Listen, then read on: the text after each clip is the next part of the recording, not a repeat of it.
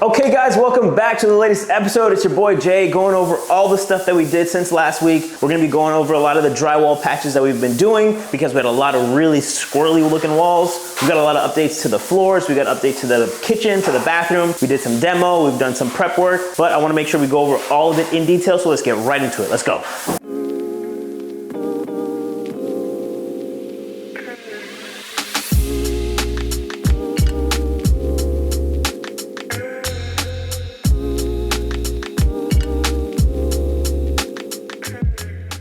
Okay, some updates that we're doing right here in the kitchen. So something that I've noticed just from all the kitchen cabinetry and how old stuff looked, and because we're gonna be using this space as something that's a short-term or a medium-term rental, we decided to take down a lot of the cabinets that were up on the walls. The reason why we took them down is because I personally think it's much better for people to not have to go hunting for dishes, have some open shelves. It's really simple. They can put their dishes up on them. And a lot of people complain like, well, what if it gets dusty and I don't like the look of it? That's totally cool. But remember, this is for people who don't know anything about your kitchen. This is not your own personal residence. So making things that are really easy to see and convenient, I always find is the best thing to do. Now, as far as the sink side of it, we ripped out all the cabinets. We got some of the appliances out of here. This is where we had the dishwasher. This is where we had the stove. All this stuff's been taken out to the back because we need to get rid of the fridge. But after we're done in here and we finished painting all the cabinets, swapping out all of the handles, you're gonna see a really big change. But as far as right now, only thing we did really as far as the kitchen goes, we did a lot of the demo work and we started prepping some of the walls because we had a lot of damage to them. And part of that damage is because we have to make sure that we have our proper electrical outlets, right? We need to make sure we have GFI outlets. And there's also a rule as far as the spacing between them, especially in reference to where you have appliances laid out. So let's take you through some of the other spaces and show you what they look like.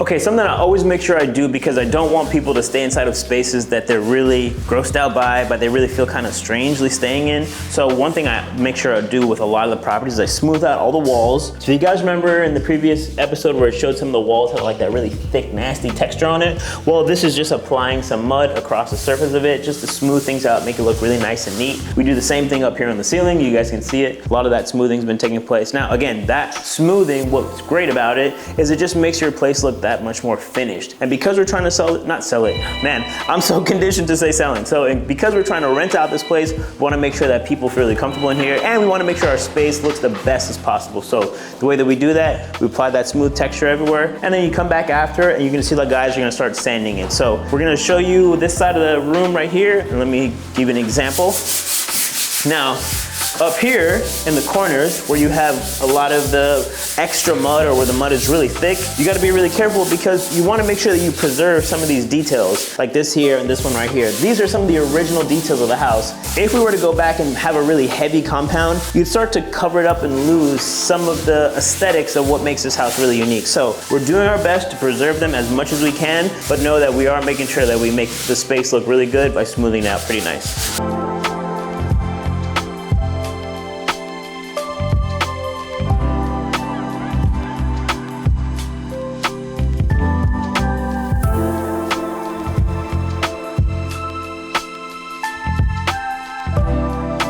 Okay, we are now inside the living room. Something that I want to make sure I point out is just what the fireplace looks like now that we've stripped back all the crap that was all over it. So something that had to happen, we have to do a lot of like chipping and hammering, pulling stuff out. Something that does tend to happen, right? You get broken off pieces like this. So this is just a brick that's now fallen off of the fireplace. What we are gonna do, we're gonna come back with a nice corner, make some like a corner concrete mud detail where we're gonna smooth all this out and get it ready for some tile. What kind of tile is still to be determined, but what I did decide is I'm gonna take a nice chunky wood beam and put it across the mantle just to make it really simple and a lot more elegant, because I think right now, at least with the way that it was before, it just looked like a really bad 90s fireplace. So we want to take all that away so that we can update it and make it a little bit more modern. Something else that we did, if you guys look down here, the reason why we had to remove all this is because down here wasn't properly structurally sound. So what the previous person did when they did a renovation, they took a bunch of concrete block, they put it under here, but they didn't reinforce it in any kind of way. They literally just dropped it down here and then put the flooring on top. Well, eventually over time, it started to fail. And as it failed, it started to get loose, and all the tile, you could see some of it, all these guys, they started to crack.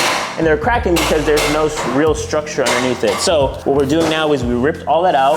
We're gonna put some new wood framing underneath here, put our plywood down, then cover it with some cement board, and then put our tile and our mortar on top of that. So that's gonna give it a much stronger surface, and it's gonna make it look a lot more finished in the end. Okay, something I wanna show you guys are all the patches that have taken place on this side of the room. Now, I bring it on this side because we have a lot more patching to do. So again, all that same mud that we applied before when we talked about on the other room, we apply the mud to the wall. Once it's nice and neat, you come back after, add a second coat, sand it down. There may be another pass over it, but we're already pretty close to a very smooth wall here. Again, that's a look that I'm going for because I don't want even people to even notice the drywall. I want drywall to almost seem like it just goes away. When you have really odd textures and things that just don't look right on it, now the drywall has attention and I don't want to give it any attention. So a nice smooth texture is always for me the look that I'm going for. Let me take you guys down here and show you. Now, if you look at the bottom of the baseboard, see how it's got, you can see the wood exposed all the way around? Well, the reason the wood is exposed all the way around is because there's something called shoe molding, or some people call it quarter round. It's got a couple names. Anyway, typically the reason why people put a shoe mold down is because let's say you want to put a new floor on top of this. I'm not saying that people would put new wood on top of a nice wood floor, but sometimes they do that. So you have your new floor that goes down on top of it. Usually the shoe mold goes on top of the wood, right on top of your new floor, because you have to separate your new floor from the wall to allow for some expansion. So that shoe molding typically covers that gap that's created when the new floor doesn't quite meet the wall. Except in a case like this, you have original wood floors and a baseboard that's sitting on top of it. Therefore, the shoe mold is just unnecessary. And for me, I really hate the look of it, and it's also really loud in here. So what we're gonna do instead, we ripped out all of that shoe molding. We're gonna sand this down. We already started to, but we're gonna sand it down nice and neat. Once it's painted, now it's gonna look like a proper baseboard overfloor. Okay, something that I wanna bring up because it's important for me and the way that I do design, the way that I do real estate, is when it comes to your finishes along your edges. Now, this was once where the front door of the house was, right? And this was the enclosed patio at some point. I don't know when they enclosed it, right? But what I'm trying to do now is, because we no longer have a door, is I wanna have this detailed, nice square, really neat. So if you look down here, you can actually see this is where the hinges were. So what we're gonna be doing is we're gonna be filling that over with some wood filler. We're gonna be sanding it down really smooth. And then we're gonna come back over here, because again, this is where once that trim was that went all the way around. We've stripped it down, we're gonna sand it. And after we have this sanded and we finish off all these edges, it's gonna look really neat, even though right now it looks pretty rough. The reason why I also want to do that is because this is a rental. This is not a brand new property that we're trying to sell off to like a high-end buyer. Instead, we're keeping this for ourselves, so we gotta think super budget conscious. And the way that we do that is we save on materials and places wherever we can. So this is one instance of that when it's all said and done, it's gonna be perfect for a rental.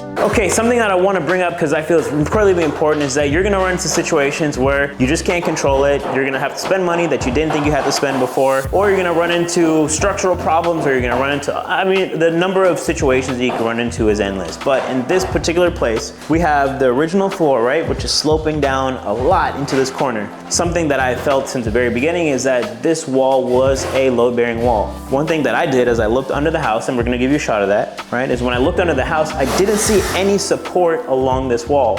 To me, that's problematic, and it would explain why the floor is dipping down so much. Another thing as well, you can't see it now because my guy's already patched over it, but we had a crack right here. And if you look over here, we have another crack. It's not so severe, right? It's really minor, but there is one. And there's some other ones down there on that side of the wall. Now, to me, those are indicators that something is happening. These are plaster walls. With plaster walls, you do get a lot of minor cracking. It happens because unlike drywall, they don't have the same flexibility, right? They're a lot more rigid. rigid. So there isn't any movement that really gives before they start cracking. So those could be cosmetic, it's possible. But the one that was over here on this wall, I did find to be a little bit larger than I was expecting. So what I'm gonna be doing is I'm getting a field engineer or a certified inspector to come out. He's gonna make an assessment and look to see what's happening underneath the house. I think stuff like that is incredibly important because whether you're renting it or you're selling it, you gotta make sure you do things properly and you gotta get it done the right way. Okay, we're inside the main bedroom here, and something I wanna bring up because I do this at every house in the very beginning because most of the houses I buy are absolutely repulsive. So what I always do, I go out to Home Depot and I literally pick up cans of this. I literally buy like 9 cans of this fogger stuff. The reason why I pick it up is because it'll just kill off a lot of the colonies of roaches that you have inside your house. Well, if you look around the floor here, we literally have roaches. Roaches. Everywhere roaches. Over there roaches, on the windows, over on this side, like literally like roaches everywhere. And all of those roaches are just, that infestation is just so disgusting because again, we're gonna be selling this or renting this. The last thing you wanna do is to give people problems. So let's try to eliminate them as best as we can. Another thing that we're also gonna do, all the baseboards, you can even look down here, all these gaps that you see in the floors, all the gaps in the windows, all of it are gonna be sealed. We're gonna spray foam it, we're gonna caulk it, we're gonna make sure that these bastards can't get in anywhere. So what we're gonna do next is after we finish doing all this, we're gonna finish patching up the rest of our walls, getting them sanded, just like we're doing the rest of the house. But specifically, especially in this room, we're gonna put a lot of attention to detail when it comes to making sure we have a nice sealed, closed off room so that these MFs can't do this again. Okay, something I also wanna cover for this specific room because it actually has its own exterior door. I know it's very strange, but this is just the way this house was laid out whenever they did their renovation, however many years ago. So something that we do need to do is we actually need to put in a brand new door because this door is really old and it just isn't very functional for the space and being able to use it. So what we're gonna be doing is we're gonna take out this old door. We might have to take off the old trim. I'm not quite sure yet. It really depends on the size door that we get. Ideally, we wanna put a 36-inch wide door here. This one right now, I believe might be just underneath that. I'll need to check, but at least it's gonna be another means of access or egress for somebody to go in and out of the space. We do have large enough windows as far as on the sides, so we don't have to worry about the actual egress specificity of it, right? We have enough that's gonna account for somebody being able to get in and out of their house as a secondary means. But it would be nice to at least have another door because sometimes you have large furniture or you just wanna be able to have easy access in and out that is sizable where you don't have to be so tight. So something we're gonna be looking over for the next couple weeks, looking for a door to put in its place. Then we're gonna finish it off with some new hardware and paint it. It's gonna look great. Stay tuned for the next update. Hopefully we'll get it in there.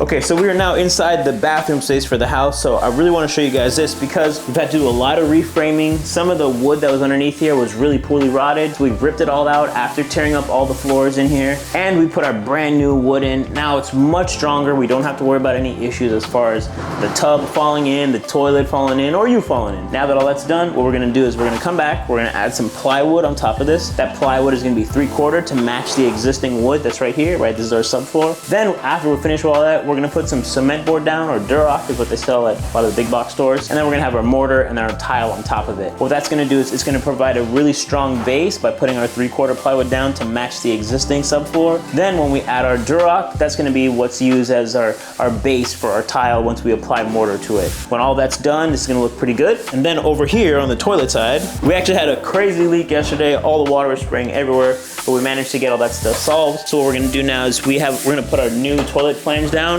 Once we have our toilet flange in place, that's now gonna be set to the proper height so when we cut it and we put our new piece in, it matches the floor tile appropriately. So a lot of stuff's gonna be done in here. We gotta spray the walls. We have to do some more patching as far as what's happening in the rest of the space. But I think overall, as far as demo, what we're doing is actually coming together pretty nice. Last thing we're gonna do is over here on this side, we ripped out a lot of the tile and a lot of the fixtures that was on this wall here because we're gonna have to put something new in. Something that the previous person did before when they did their renovation, they only had a handheld for the shower. It's just a bit odd. So what we're gonna do now, we're gonna put a new valve in, and then over here for our shower head, we're gonna have our shower head and most likely also a handheld as well. So you'll be able to shower with a traditional shower head and then also wash your body off with the handheld. So something that's gonna be a little bit nicer as opposed to what was just there before. So a lot of stuff to be done, but overall I think it's come together pretty good.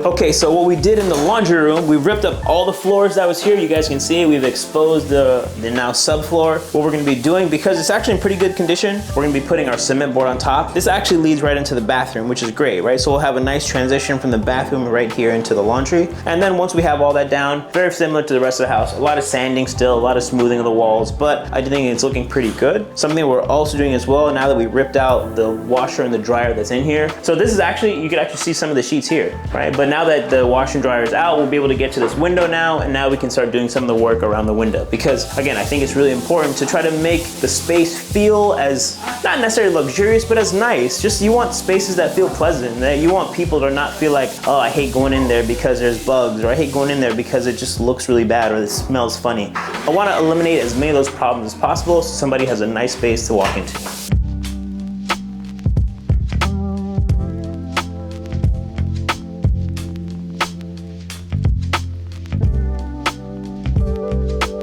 Okay, ladies and gents, that wraps up this week's episode. Make sure you guys tune in next week. We got a lot more updates to do. You're gonna see a lot more of the framing that's gonna be complete. You're gonna see a lot of the plywood. You'll see some of the floors down. As far as how much of the tile versus how much of the cement board, I'm not quite sure, but we're gonna have a really good idea once all that's said and done. Plus, you're also gonna see a lot of updates to the kitchen. A lot of stuff will be sanded really smooth, and we'll be prepping for paint if we haven't already started. So if you guys haven't already, be sure to follow me on Instagram and right here on YouTube at J Abrams. Like this video and follow for more so you get more content just like this. Let's go.